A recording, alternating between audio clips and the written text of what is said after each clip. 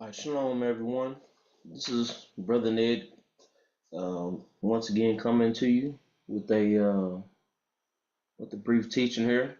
Um, Hope this lesson will edify um, you all from the things that are being shown here today. Scrap your pens and paper, and let's dive in. I want to speak to you today on the topic of counterfeiters. Whose mark is upon you? Jehovah's or Caesar's? See, one of the things that we really want to see is about these counterfeiters. They are able to use all types of ways to deceive you, to get you to believe that money that they are using is the real thing. There are many techniques all over the world used to manipulate one into the belief that this currency is real. However, when they are put to the test, the money fails to be verified. Now, these counterfeiters do put work in to try and pass all the tests, but in the end, there is always a test or more it cannot pass. Let's take a look at an example. Let me 1 second here. Let me pull that up for you so we can take a look at this counterfeiter. We're gonna look at it carnally first, but then we're gonna roll into how this spiritual counterfeiting is going on.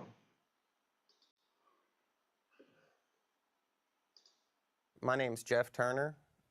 I've printed over $1 million in U.S. banknotes, and this is how crime works. I've been called the Picasso of counterfeiting. From my perspective, it wasn't that hard to do it, if that makes sense. It just took a lot of trial and error, basically. The bills just progressively got better and better until eventually got caught, and the Secret Service said the bills I were making were the best they've seen in 25 years.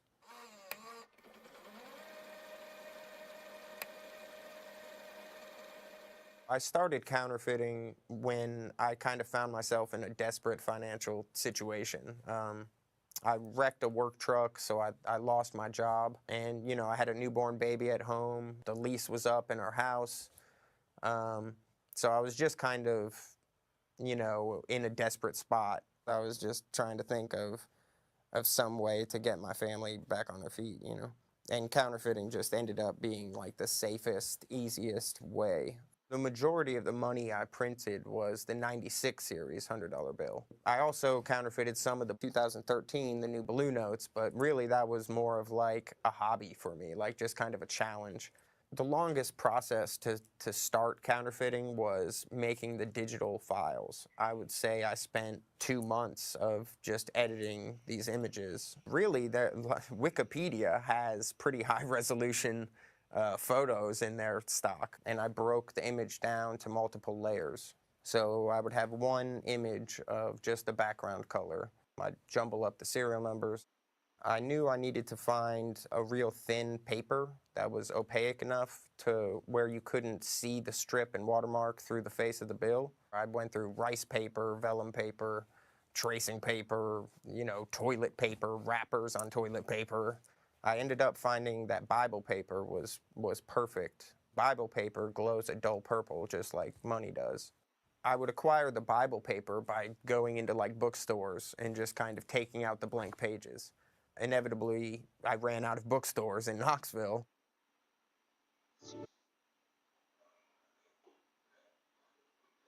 One moment. A little technical difficulty.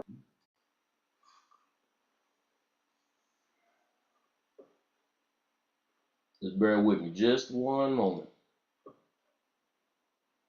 All right. Which basically enabled the counterfeit detection pens to mark yellow. I would also use invisible ink UV pen to draw an invisible line over the strip. I also found a certain type of iridescent green eyeshadow that I would basically paint on to the 100 in the bottom corner to kind of replicate the color shifting ink. One cashier would run her fingernail along Benjamin Franklin's shirt to kind of feel the rigid texture. I ended up going to like a Hobby Lobby and I found like a fine tip glue pen. It would dry and give a little texture to a shirt. The 3D security ribbon on the modern $100 bill was hard to crack. The Bureau of Engraving and Printing kind of outsources a company to produce the paper and some of the security features. And I was able to find the patent rights, so it's like it basically explained how to do it. The trial and error was definitely frustrating. When I first started counterfeiting, I would just experiment and I'd mess up 5 for every one that I made well. Towards the end, I could make a perfect counterfeit $100 bill in probably 5 or 10 minutes.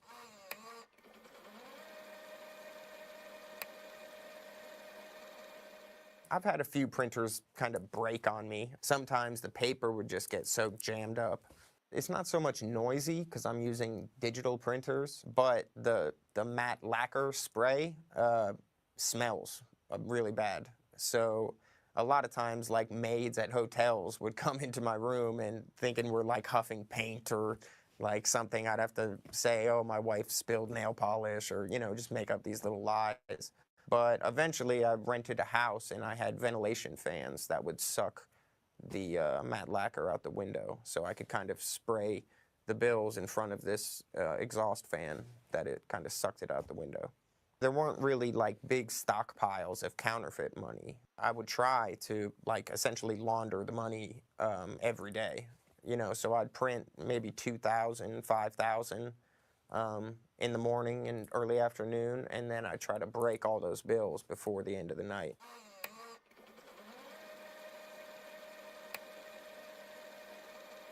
There was probably like 10 or 20 of like the big corporations, retail grocery stores, Walmart type stores, and those were the best to break the bills at.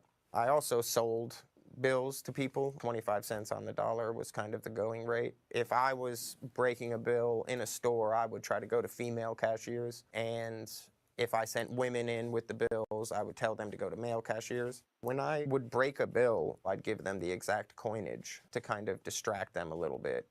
The majority of your amateur type counterfeiters get kind of called out at the register and, they'll get a license plate number or something. And I would like always park my car far away so they could never get my license plate.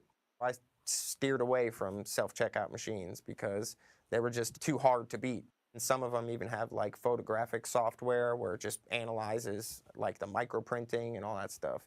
In the beginning, I was definitely nervous because I spent so much time, perfecting these bills that I would notice any little, error or anything like that.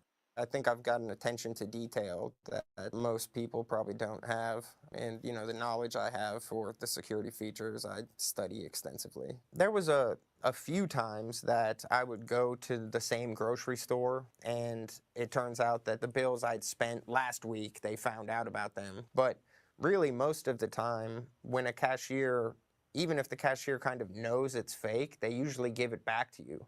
Over the 2 years that I was counterfeiting, I probably only had like maybe 3 or 4 cashiers turn me down. And I was spending, thousands of dollars every day. Luckily for me, they only had, I think, like 12 surveillance videos of me. So I was pretty good about kind of staying anonymous. There was a be on the lookout for me and my wife breaking a bill at a specific store. They didn't know my name, though. It was just a picture.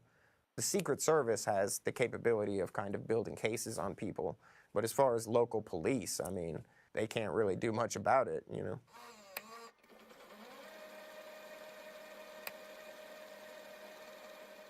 Knoxville has a lot of dealers from out of town. Basically, drugs are more expensive in Knoxville than they are in Detroit or Chicago or Cleveland or Atlanta. So a lot of people kind of go to these mid-level cities to sell their drugs because they're, you can get a brick in Detroit for like $25,000 and then cut it and go sell it for, $100,000 in Knoxville. I was addicted to drugs at the time, so a lot of it was buying drugs with the bills. A few dealers I was honest with, and I would say, this is what I do, and I ended up selling some bills to a drug dealer from Cleveland. But there was a couple cases of I would buy drugs from these people with the counterfeit money, and the guy that actually ended up setting me up, I probably got him for like close to $10,000 over about a month's period. And he said that it was raining one day and one of my bills got wet and the color shifting makeup smeared off. So he found out that they were fake.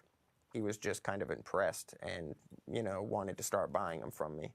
These people would drive from Knoxville up to Detroit to buy like a brick of heroin, and they would mix in like 5 or 10,000 of my bills when they went to their city to re-up.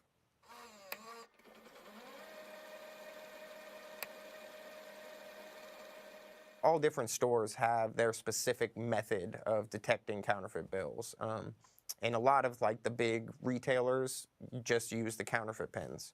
So they typically just mark the bill and then, if it marks properly, they cash it. If someone's buying a real cheap item with a $100 bill, that's probably more reason to take a closer look at it. Like looking for the strip and the watermark, holding the bill up to the light helps. Really the best way to tell if a bill's real is like putting it in a bill validator.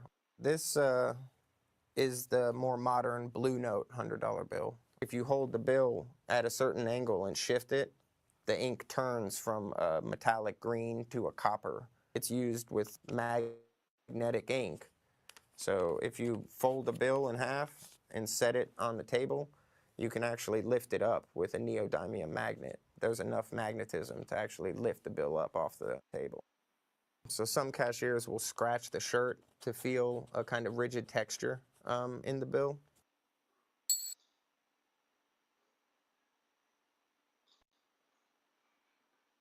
All right. So,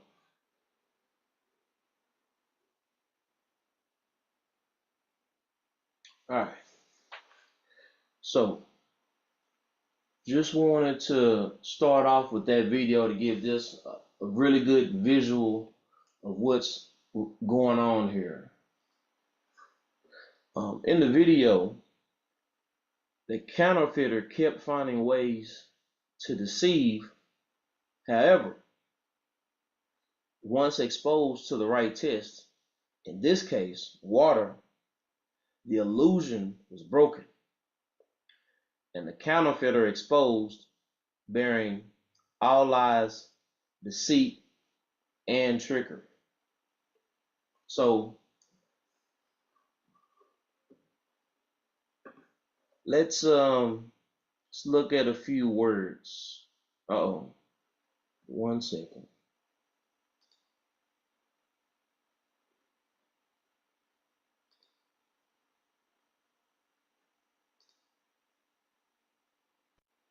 All right, sorry about that.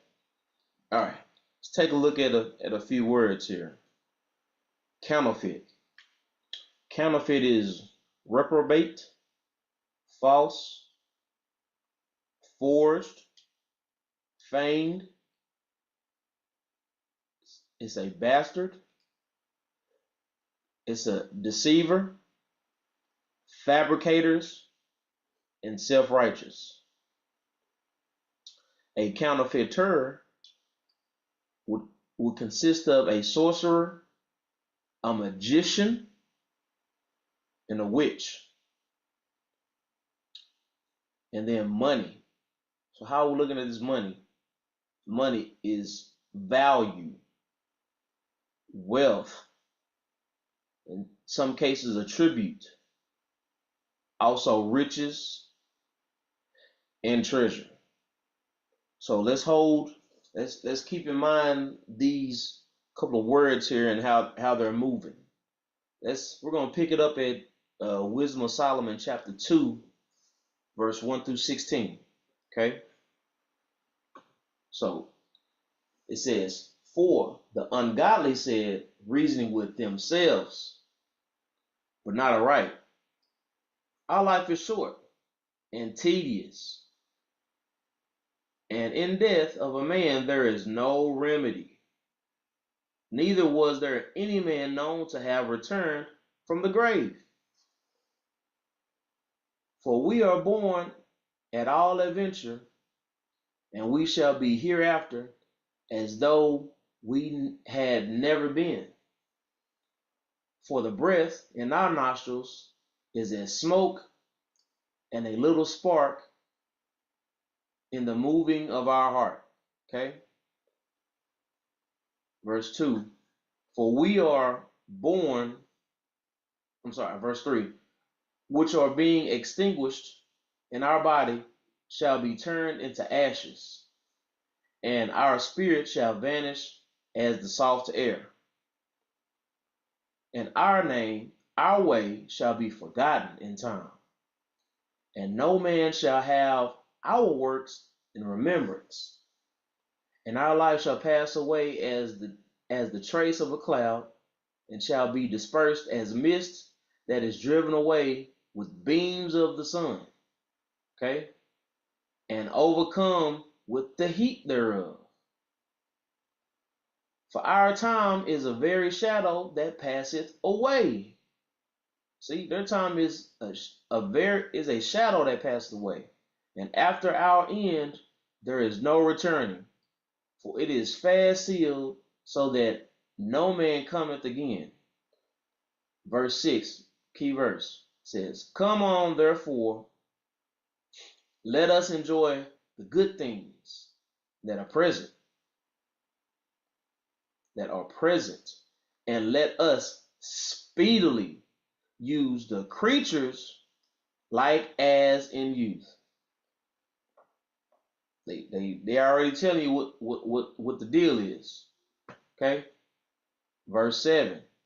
Watch this. It says, "Let us fill ourselves with costly wine."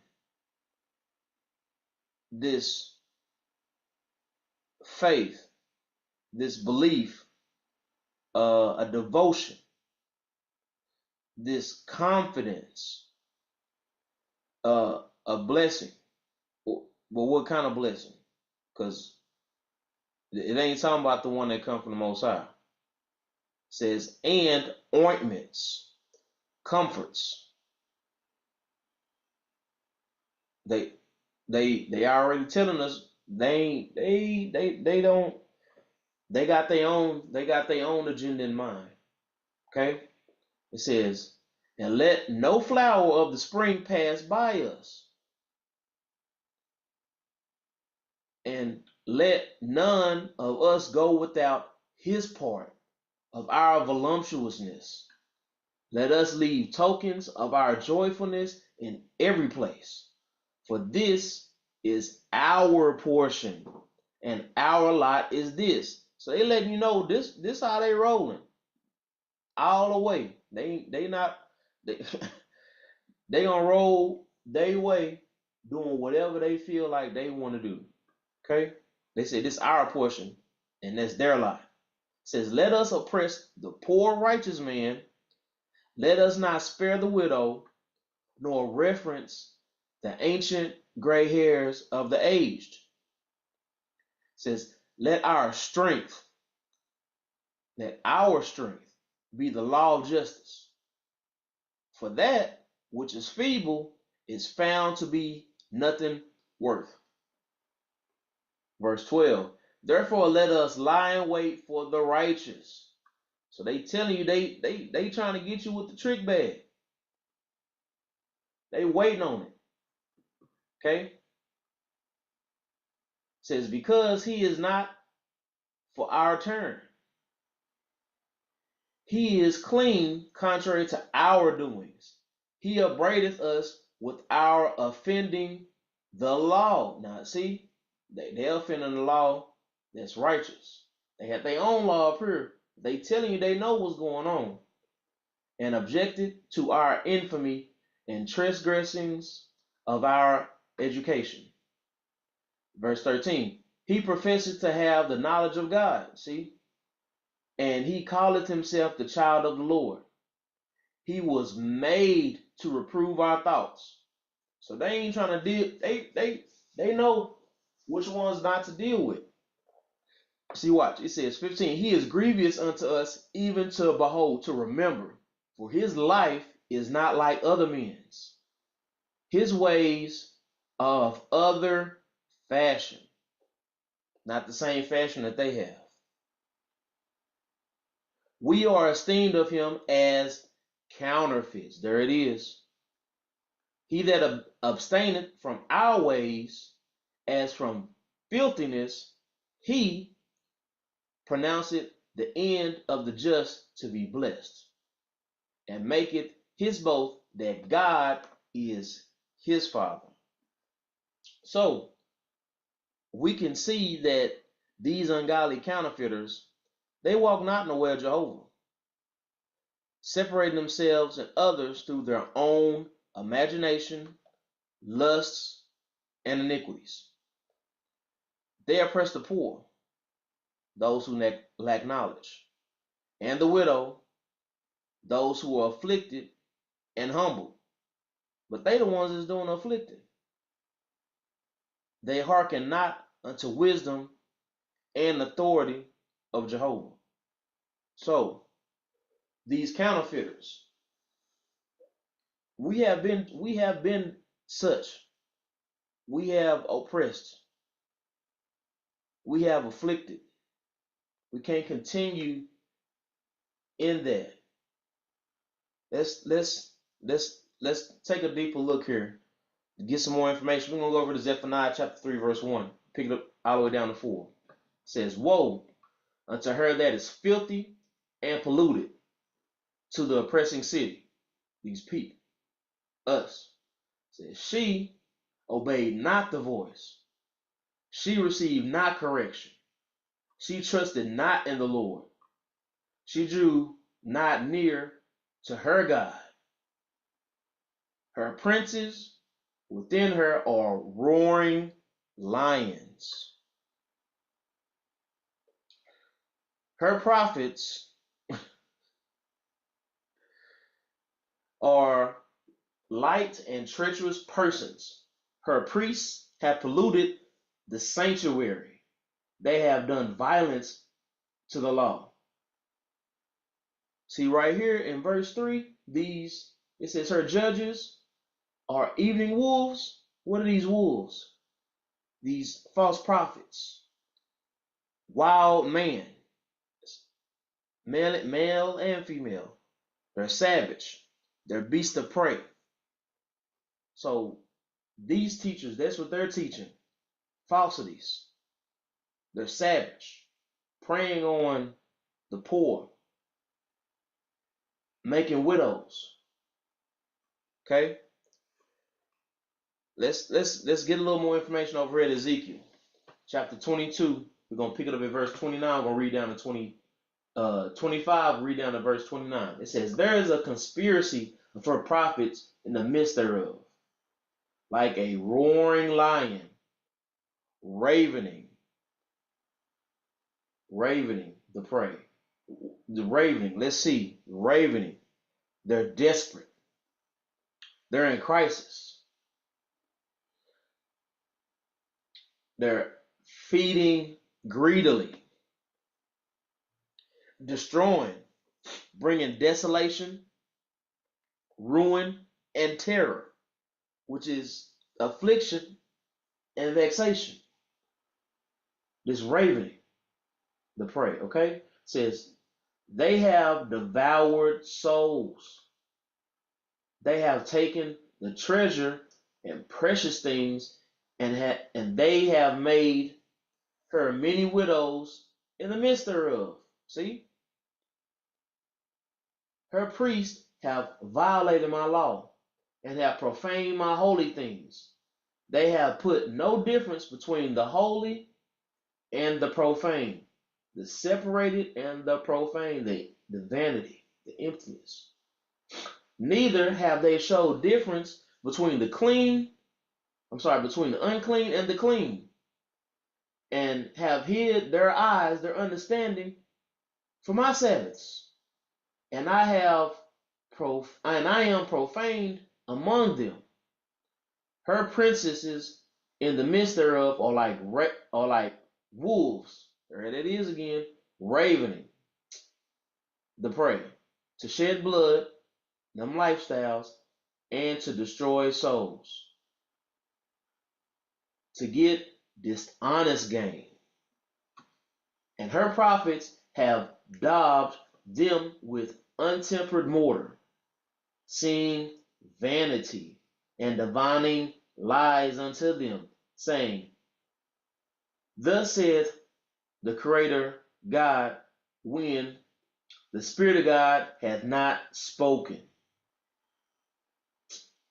Verse 29, "The people of the land have used oppression and exercised robbery, and have vexed the poor and needy. Yea, they have oppressed the stranger wrongfully."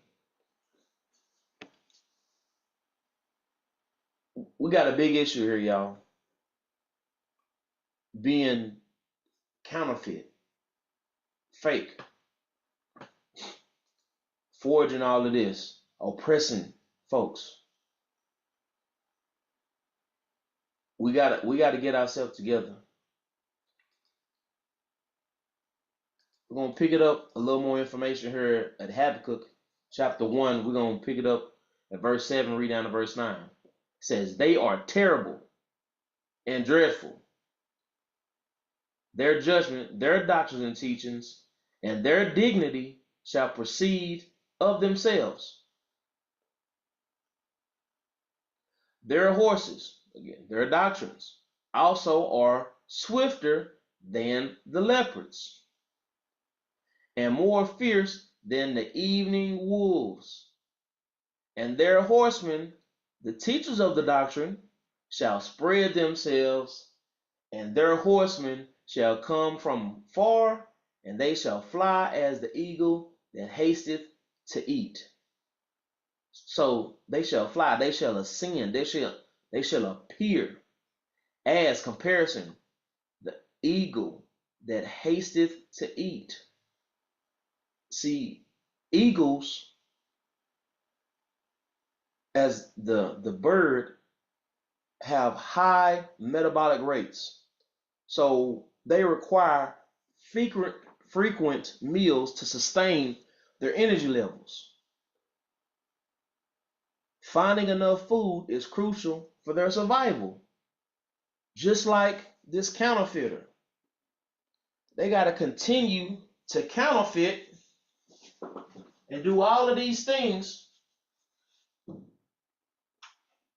to steady get themselves where they want to be. No matter who or what is in their way. They only looking out for them own selves. An example of this, there was a brother that came into the Zoom, and he made it seem like he came to learn. But only thing he wanted to do was debate. Okay? Verse 9, it says, they shall come for all violence.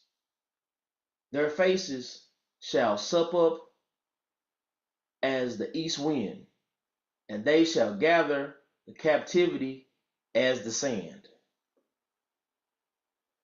Showing us what they really about, or what we have really been about, and we have to separate from this. Let's pick up in Matthew chapter 23, verse 13 through 15. And then we're going to go down to 23 through 29, okay? So verse 13, it says, I'm sorry, I'm in the wrong chapter, Matthew 23. There we go. Verse 13, it says, but woe unto you, scribes and Pharisees, hypocrites, for ye shut up the kingdom of heaven against men. For ye neither go in yourselves, neither suffer ye them that are entering to go in. Why? They counterfeiting. They only giving out the fake, the forgery, not the truth. It says, woe unto you, scribes and Pharisees, hypocrites, for ye devour widows' houses, and for a pretense make long prayer. Therefore, for that reason, ye shall receive greater damnation. Woe unto you, scribes and Pharisees, hypocrites. See, 3 times. Just we got to get it. He had to repeat this for us. It says, for ye come past the sea and the land to make one proselyte. And when he is made, ye make him twofold more the child of hell than yourselves. Okay? Let's pick it up down here at verse 23. It says, woe unto you, scribes and Pharisees, hypocrites. Repeating it again. It says, for ye pay tithe of mint and anise and cumin, and have omitted the weightier matters of the law, judgment, doctrines and teachings, mercy, and faith. Because see, remember, they had their own faith. These ought ye to have done, and not to leave the other undone. Ye blind guides which strain out at a net and swallow a camel. Woe unto you, scribes and Pharisees, hypocrites, for ye make clean the outside of the cup and of the platter, but within they are full of extortion and excess. Thou blind Pharisee, cleanse first that which is within the cup and the platter, that the outside of them may be clean also. Woe unto you, scribes and Pharisees, hypocrites, for ye are like unto whited sepulchres, which indeed appear beautiful outward. See, these counterfeiters, they make the stuff that they got, make it seem like it's right. It look beautiful. It's good. It's good to look upon. It says, but are within full of dead men's bones and of all uncleanness. Even ye also outwardly appear righteous unto men, but within are full of hypocrisy and iniquity. Verse 29. Woe unto you, scribes and Pharisees, hypocrites, because ye build the tombs of the prophets and garnish the sepulchres of the righteous. Showing us that all these things, the counterfeiter and the counterfeit thing that they're doing. Okay? Let's pick up just a little more information right here in Psalms. We can go to Psalms chapter 64, and we're going to pick it up at verse 5. It says, they encourage themselves in an evil matter. They consume of laying snares privately. They say, who shall see them? Who's going to see what we're doing? We got this counterfeiting down. It says they search out iniquities, acts of sin. They accomplish a diligent search. Remember the guy in the video said all the knowledge that he have to make this counterfeit money. That's what he doing. They figuring out all these ways to counterfeit what they want to sell to us. It's counterfeit. It's fake. It's false. And they accomplish that diligent search to make it seem like it's real, but it's an illusion. It says both the inward thought of every one of them and the heart is deep. These counterfeiters think to make themselves rulers over God's people and enforce their government. Watch this. It says the word Caesar is a king or ruler. They are part of the Roman government. Okay? It says many kings and rulers, governments are counterfeit and are counterfeiters. They are proud deceivers using hypocrisy. What's this hypocrisy? Hypocrisy is craftiness, pretense, false appearance, ungodliness, guile, falsehood, leaven, corruption, pride, deceit, conspiracy, fraud, dissimulation, and religion. So let's take a look at some examples of how these counterfeiters are using this hypocrisy to get over on us. So let's go over here to John. John chapter 19, verse 21.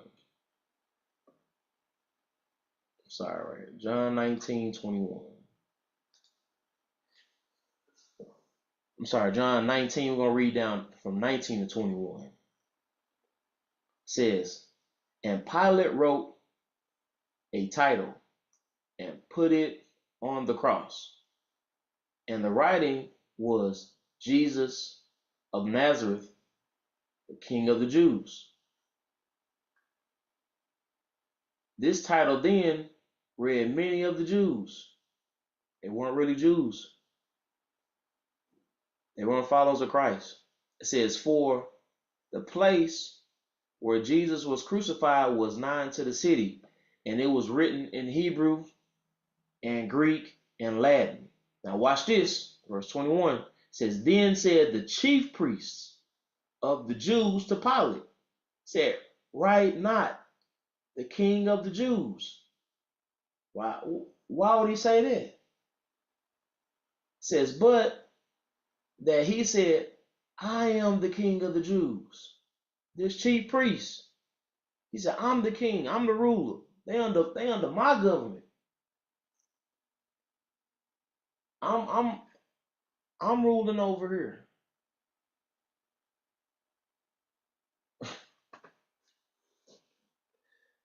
Let's go to First Maccabees. We go to First Maccabees. We're gonna pick it up at chapter 1, 41 through 50. Now watch this. We got another incident over here. All right. It says, moreover, King Antiochus wrote to his whole kingdom that all should be one people. Oh, he trying to establish something right here. It says, and everyone should leave his laws. So all the heathen agreed according to the commandment of the king. Up under this rule, he want his government to go out, his rulership. It says, yea, many also of the Israelites consider to his religion hypocrisy, and sacrificed unto idols and profaned the Sabbath. For the king had sent letters by messengers to Jerusalem and the cities of Judah, that they should follow the strange laws of the land. He wanted to get that his government on them, and forbid burnt offerings and sacrifice and drink offering in the temple, and that they should profane the Sabbaths and festival days, and pollute the sanctuary and holy people, the separated people. And not separated to the Most High now. It says, set up altars and groves and chapels of idols, and sacrifice swine's flesh and unclean beasts. They sacrifice these abominable things. Verse 48, that they should also leave their children uncircumcised. He didn't want them to separate their flesh. He want their flesh intact. He want his own government. Keep that intact. And make their souls abominable with all manner of uncleanness and profanation, to the end that they might forget the law and change all ordinances. And whosoever shall not do according to the commandment of the king, that he should die. All kind of oppression and tyranny and vexation. See, you know what? Let's look at one more. We got old Neb. We're gonna go over to Daniel. Daniel. We're gonna pick it up at chapter 3. We're gonna 1 through 6. Look at old Neb, how he was doing. Nebuchadnezzar, the king, made an image of gold, whose height was 60 cubits, and the breadth thereof 6 cubits. He set it up in the plain of Dura in the province of Babylon. Remember? Said they gonna ascend like the eagle. Says then Nebuchadnezzar the king sent to gather together the princes, the governors, the captains, the judges, the treasurers, the counselors, the sheriffs, and all rulers of the province, or the provinces. See? To come to the dedication of the image which Nebuchadnezzar the king had set up. Then the princes, the governors, the captains, the judges, the treasurers, the counselors, the sheriffs, and all the rulers of the provinces were gathered together unto the dedication of the image that Nebuchadnezzar the king had set up, and they stood before the image that Nebuchadnezzar had set up. Then a herald cried aloud, to you it is commanded, O people, nations, and languages, that at the time ye hear the sound of the cornet, flute, harp, sackbut, psaltery, dulcimer, and all kinds of music, ye fall down and worship. You're going to give respect the golden image that Nebuchadnezzar the king had set up. And whoso falleth not down and worshipeth shall the same hour be cast into the midst of a burning fiery furnace. Neb's doing the same thing. He done set this image up.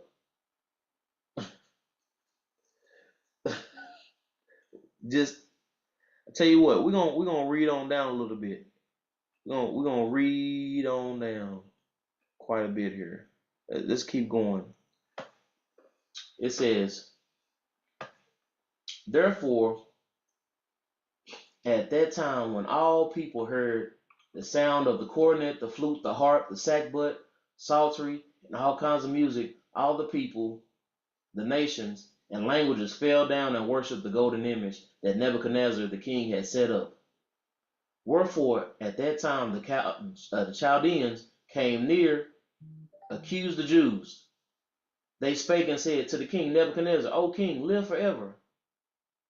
Thou, O king, hast made a decree that every man shall hear the sound of the cornet, the harp, the sackbut, the psaltery, the dulcimer, and all kinds of music, shall fall down and worship the golden image. And whoso falleth not down and worshipeth in respect, that he should be cast into the burning fiery furnace. Now watch this. There are certain Jews whom thou hast set over the affairs of the province of Babylon of confusion, Shadrach, Meshach, and Abednego. These men, O king, have not regarded thee. They ain't got no respect for your government. What we gonna do with them? It says they serve not thy gods, nor worship the golden image which thou hast set up. They separated. It says, then Nebuchadnezzar in his rage and fury commanded to bring Shadrach, Meshach, and Abednego. Then they brought these men before the king. Nebuchadnezzar spake and said unto them, is it true, O Shadrach, Meshach, and Abednego? Do not ye serve my gods, nor worship the golden image which I have set up? He ain't tricked them. He ain't get them with the trick bag. He says, now if ye be ready, that at what time ye hear the sound of the cornet, flute, harp, sackbut, psaltery, dulcimer, and all kinds of music, ye fall down and worship the image which I have made. Well, but if ye worship not, ye shall be cast the same hour into the midst of a burning fiery furnace. And who is that God? And who is that God shall deliver you out of my hands? So I'm ruling over here. That's what you tell him, I'm ruling. It's my government. Verse 16, Shadrach, Meshach, and Abednego answered and said to the king, O Nebuchadnezzar, we are not careful to answer thee in this matter. If it be so, our God whom we serve is able to deliver us from the burning fiery furnace, and he shall deliver us out of thine hand, O king. But if not, be it known unto thee, O king, that we will not serve thy gods, nor worship the golden image which thou hast set up. They ain't having it.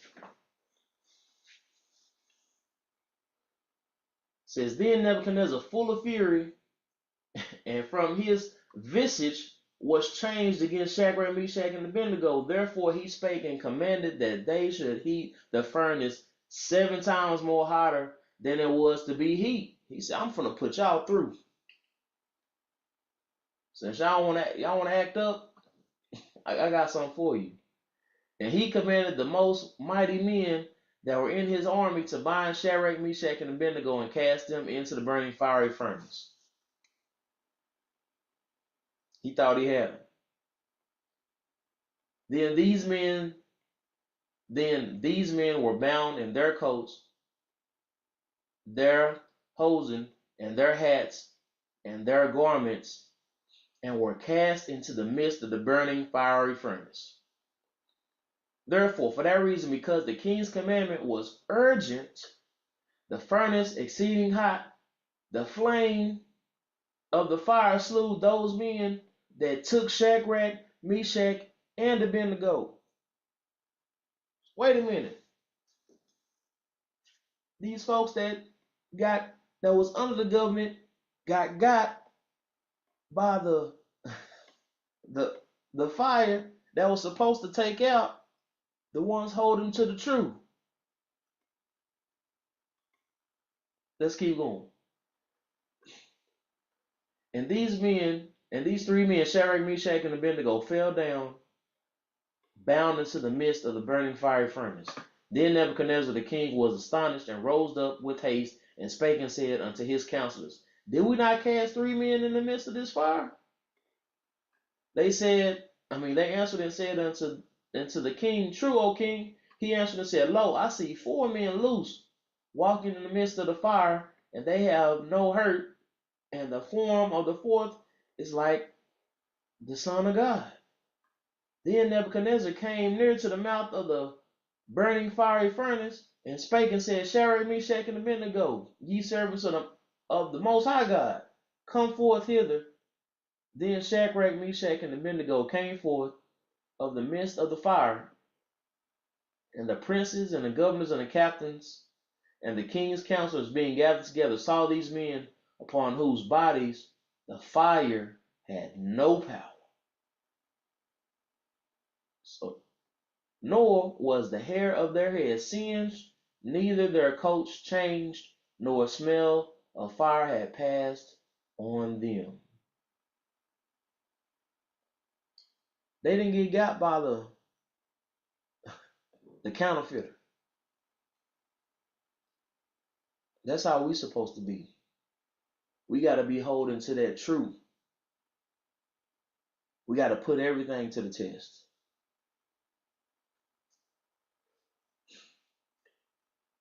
I got quite a bit more here, so I'm gonna have to finish this off on another section. We're gonna pick this back up on the next one. I just want to thank everybody for coming out. Again, this is Brother Ned coming to you with this teaching. I want to give everybody a shalom, and we'll pick it up next time. Shalom.